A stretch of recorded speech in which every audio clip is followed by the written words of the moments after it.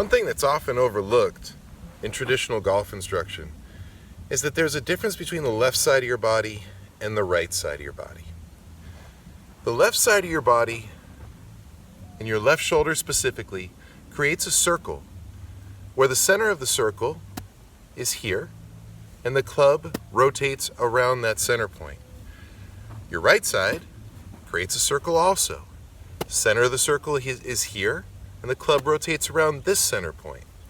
Now, when you apply it to golf and you realize that we need a shallow, circular, and descending swing to hit good shots, your left side or your lead side already creates a descending swing because the bottom of your swing is always directly in front of your weight. So when you load your weight on your front side, you can't help but make a circular swing if you just use your left arm and your left arm alone. Your right arm does the same. Your right arm creates a circle where the bottom of the arc is directly in front of the right foot. You know, it's the concept of a circle. Circles don't have flat spots in them. So wherever the bottom of the arc is very important for your golf shots because we need to descend down through the ball. Now, most golfers try and descend down through the ball by telling themselves, descend down through the ball.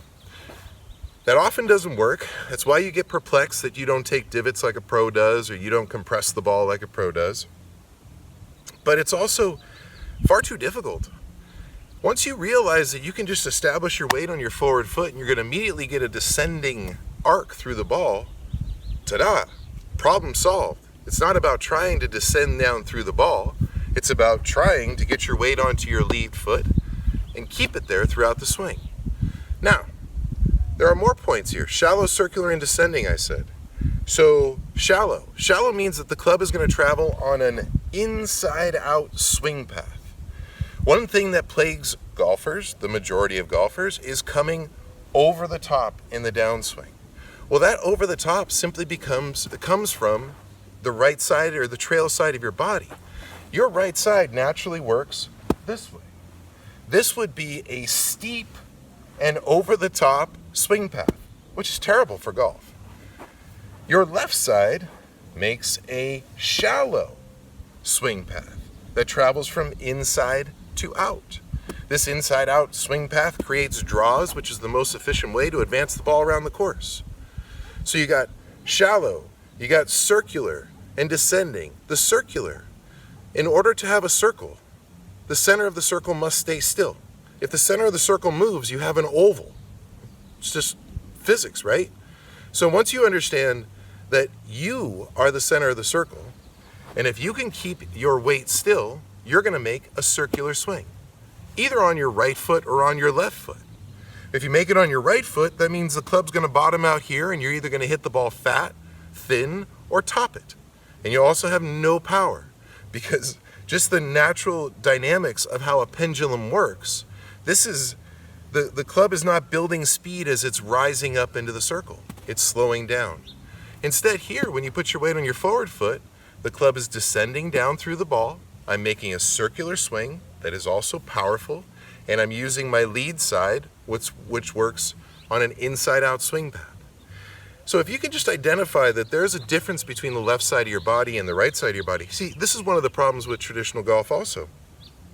They require rhythm, tempo, and timing to execute the swing properly. You know why?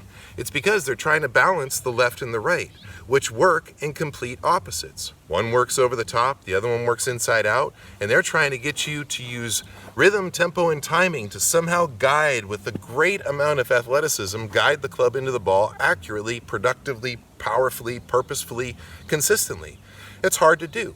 Rhythm, tempo, and timing is the reasoning for it is because the neglecting of that the left and the right side of the body work differently, especially in the arms. And that's what's holding the club.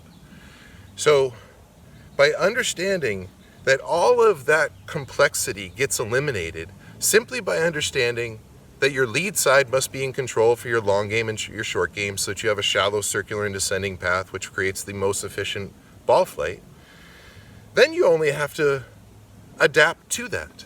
Now, it gets even easier once you understand this. You don't have to have the dexterity of being able to write with your left hand in order to use your left side. In fact, it's much simpler than that. One side becomes dominant, the other side becomes supportive. In the golf swing, we need the lead side to be dominant and the trail side to be supportive. That is a positioning that occurs in the setup, thus the setup position that I teach.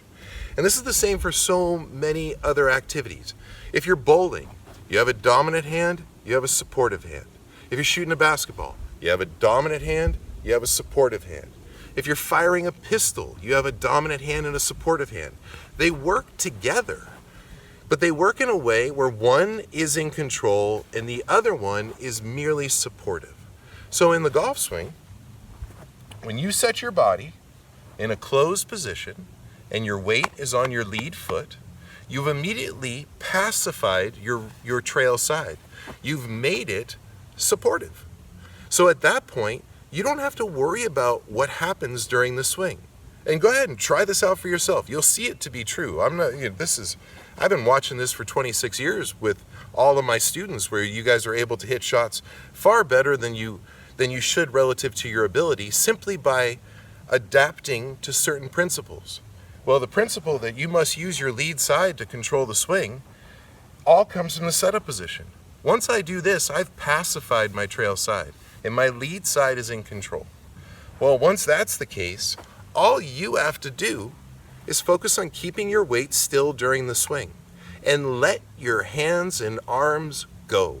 Disregard them. If you communicate to them, you will probably foul the swing. So let them go and be mindful of these principles. That if you use your lead side, you're going to have a shallow circular and descending swing. In order to use your lead side, you set into a proper setup position where your lead side is dominant. And the setup position I teach is that you pivot your weight so that 70% of your weight falls onto your lead foot and your body is closed down at about a 45-degree angle. Once you do that, this side becomes weakened. Well, that's the beauty of recognizing that the setup position can immediately give you the talent of not having your right side interfere with the swing and being able to control the swing with your left side. So you pivot, you grip, you establish that your lead side is in control, and then you simply focus on keeping your weight still and allow your hands and arms to swing along the line of your body that you have created in your setup position.